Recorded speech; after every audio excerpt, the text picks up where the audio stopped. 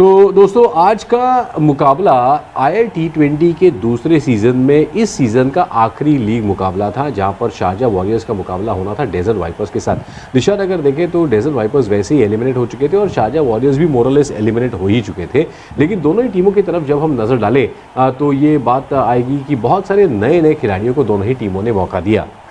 नीलाज केसवानी वापस आए जवादुल्ला की जगह, जिन्हें कहा गया था कि इंजर्ड है। लूक वेल्स को भी लाया और वो बल्लेबाज है इंग्लैंड से, और उनको लाया गया था इस टीम में।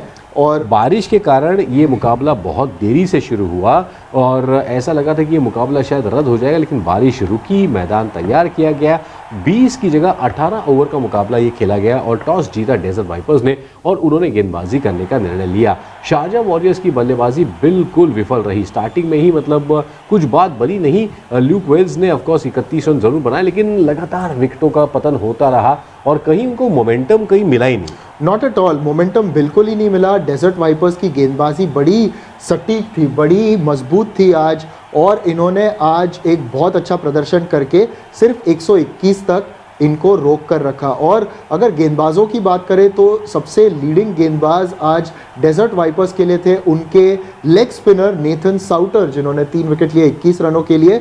मतीशा पथिराना इस प्रतियोगिता में हम कह सकते हैं उन्होंने ग्रोथ दिखाई है, किफ़ायती साबित हुए और यॉर्कर उन्होंने लगातार हिट किया है। तो 28 रन ही दिए उन्होंने अपने 4 ओवरों में और 3 विकेट लिए, तो उनका भी अच्छा योगदान था। सैम करन ने भी कुल मिलाकर 2 विकेट लिए।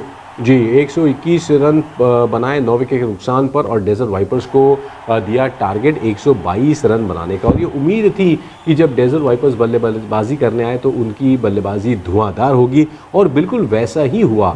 फिल सॉल्ट और एलेक्स हेल्स ने ताबड़तोड़ फटकेबाजी की। 30 रन बनाए फिल सॉल्ट ने 12 गेंदों में, 15 गेंदों में 21 रन बनाए एलेक्स हेल्स ने और एक अच्छी शुरुआत करके दी। और डैन लॉरेंस आए, उसके बाद आउट हो गए जल्दी, लेकिन मोंद्रो और चांदीमल के बीच में एक अच्छी साझेदारी हुई।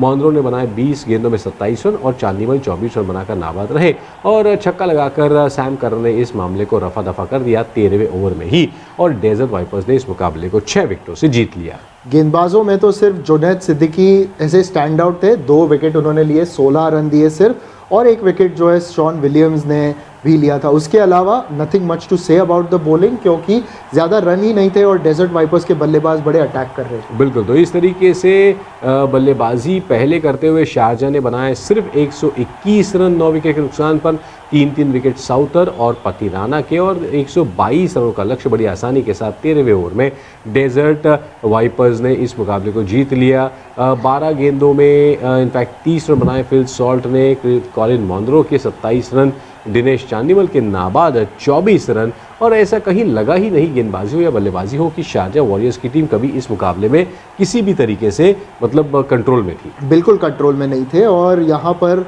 मुकाबला पूरी तरीके से डेजर्ट वाइपर्स के पक्ष में ही गया। 6 विकेटों से इन्होंने जीता और इससे क्या हुआ कि पॉइंट्स टेबल में ये 5वें पायदान पर चले गए। चलो एलिमिनेट तो हुए मगर 5वें पायदान पर, they have not finish last, Sharjah warriors have finish last. और अभी हम कह सकते हैं कि अंत में जिस प्रकार से ये टूर्नामेंट रहा है, the top 4 teams have gone through, that have perform like that, and bottom 2 का जैसा प्रदर्शन रहा है इट साफ साफ जाहिर है। बिल्कुल, MI Emirates, gulf giants, Abu Dhabi Knight Riders और दुबई कैपिटल्स जा चुके हैं अगले राउंड में, जहां पर एलिमिनेटर्स होंगे, क्वालिफायर्स होंगे और फिर फाइनल्स में कौन सी टीम खेलेंगी ये पता चल जाएगा। लेकिन आज के मुकाबले में जो इस लीग का इस सीज़न का आखिरी मुकाबला था, डेजर्ट वाइपर्स ने इस मुकाबले को 6 विकेटों से जीत लिया।